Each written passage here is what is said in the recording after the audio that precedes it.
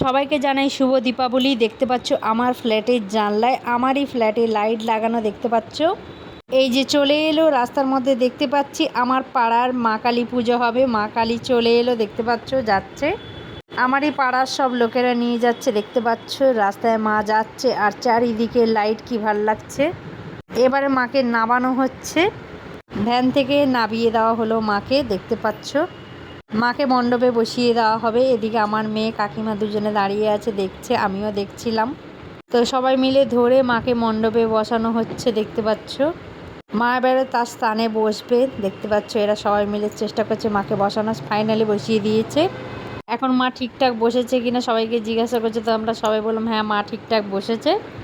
এদিকে আমার মেয়েকে দেখো একটা ফুল পেয়ে গেছে, মনের সুখে খেলা করছে দেখতে পাচ্ছ। এই পুজোর মণ্ডপের পাশ থেকে এই ফুলটা পেয়ে গেছে, তাই ও ভীষণ খুশি। ও এটা নিয়ে খেলা করছে আর একবার করে মাকে দেখছে। মায়ের মুখটা খুবই সুন্দর হয়েছে, তোমরাও দেখে জানিও কেমন হয়েছে। আমাদের পাড়ায় পুজো হচ্ছে, মানে আমাদের অনন্যা মেন রোডের ওপরে। খুবই সুন্দর মায়ের মুখ দেখলাম।